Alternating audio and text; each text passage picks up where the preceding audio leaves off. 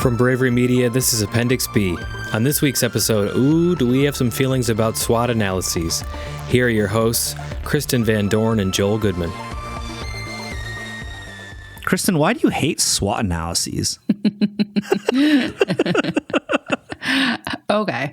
I don't hate SWOT analyses. I hate how they're traditionally done, which is you get a group of people into a room, probably like 13, and you're like, we're going to do some strategic planning. So let's identify our strengths, weaknesses, threats, and opportunities. Sorry, I did that out of order from the actual acronym. Yes, a SWO analysis. And they come up and they just generate a list, and they're like, our strengths are that we're inclusive, or our strengths are that we're academically rigorous, or that we have great student services. And my big question is, how do you know what your strengths are? Is it just what you're putting effort towards? Because what you put effort towards doesn't mean that you're strong at it. For example, I could put effort towards playing better basketball games, and I'm still going to be the worst basketball player on the court. I'm just terrible at it. I've never met something that I'm more unnatural at than basketball. And it doesn't matter how much effort I put in, I'm going to be your worst player. So how do people determine what their strengths are or their weaknesses? It requires so much more data gathering than intuition. And right now, I think most SWOT analyses are based on intuition. So what kind of data gathering do you think needs to go into it? Because I think you're right. A lot of people, I think, it's a bunch of navel gazing when you get into a specific group of people and you're asked list your strengths. I think I'm pretty, and I think that everyone wants to be here, and we have a unique message, and we have in reality it's there's someone that's prettier, and there's someone that has a way more unique message, or someone has a bunch of people that have the same message as you that you just don't know about because you haven't looked at it. What sorts of data gathering do you think needs to go into identifying all of these things, relevant, I guess? Well, I think for strengths and weaknesses in particular, the data gathering that you need is competitor analyses.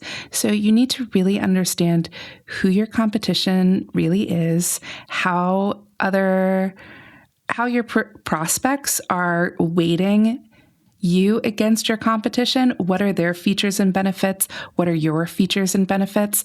And then you have to analyze what kind of information they're getting from signals on price. Are you expensive? Are you premium? Are you a discount brand? And how did they figure that out with a net price calculator? Okay. On top of that, higher ed has this whole business of working with students to kind of find the right match. And that also includes students needing to feel like they're eligible to be part of your brand, or that you want them. And how are you signaling that without sounding desperate, or we just need to build our enrollment, right? Sure. So I think you have to look at those ways of determining where you are in the marketplace, what's your position, and then decide what your strengths are based on that positioning. Your strengths could be, I am not as elite as an Ivy, for example, but I have really academically rigorous programs in the minds of our market. Not in my mind, right? Because my graduates go on to do really great things. They go on to elite graduate schools, or they become senators or business owners, or big players inside their communities. So you might have something like that, which you can actually get some data for, or you might be able to identify your weaknesses in terms of what your students are actually saying about you and their experiences with you, or what your applicants are saying didn't work for them and why they chose another location or another institution. So it's almost like if you get into the room and you're writing down all these strengths and weaknesses, you're really you need to be asking yourself, where's the proof of this statement? Every statement that you make, say like, well, where's the proof? Like, can I point to something that validates this thing that I think is a strength of ours or is a weakness of ours? Or is it really just an opinion that I have based on whatever? And it probably isn't super valid if you can't point to a specific real world example or a couple of real world examples of that thing happening. I totally agree with that. And I think that maybe there's either the step of research to find out what your strengths and weaknesses are before you even get to that table, or that there's a 2-week process of validating by looking for the evidence and sourcing the evidence and looking for counter evidence too, to make sure that you're not biasing yourself towards what you already think. Then let's talk about opportunities and threats. Go for it. Okay. So opportunities and threats, you can tell I've given this a lot of thought. Like those need to be steeped in policy and trends. You need to know what's going on at the state level, what's going on at the federal level, and where you're positioned to take advantage of opportunities and how you can kind of instantiate yourself against threats. So you need to do a lot of environmental work to understand where you are and understand the factors that are going to affect enrollment. So right now, I think a lot of people just say that their threats are that there's maybe new players in the market, or the college down the street, right? It's always the college down the street. Yes. Or that people are trusting higher education less and maybe attending less. But there might be other threats that are more like policy driven. So think about a nursing program where you're going to have new accreditation requirements. And right now you're not meeting those requirements as is. So you have to spend a lot of time not only changing your program, but also signaling that those changes have been officially made. So that takes up your time and bandwidth. You have to look at what your legislation at the state level is doing, where their focuses are, like what matters to them in terms of higher education cost, or what matters in terms of the underserved populations that they're trying to get more access to. It's a broader discussion than what you could probably come up with and write on a sticky note in the moment. Do you think that there are other approaches to getting at the same results that you would get from a SWOT analysis? Because, everyone likes a 4-quadrant grid, I guess.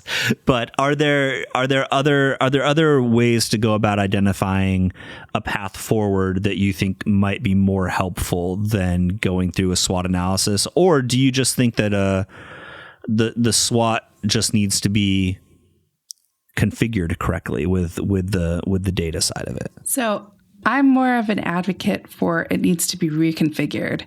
And so it needs to be steeped in actual data and findings, that the SWOT analysis is the result of some deep research and time spent learning about your competition and your environment. And not the result of a brainstorm. Not the result of a brainstorm. A brainstorm opens up what your research is going to be about and who's going to go on what fact-finding mission.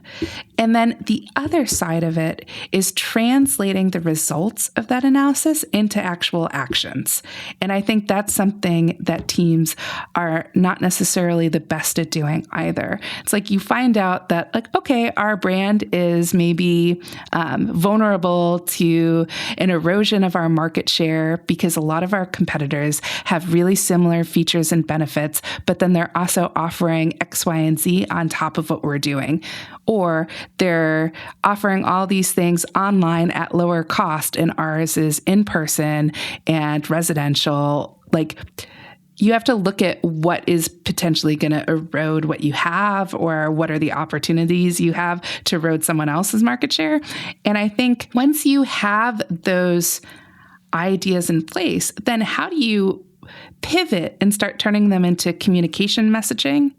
And then messages that appear in your web copy, messages that appear in your emails, in your social media, like how do you turn them into actual action steps that you can track the results of?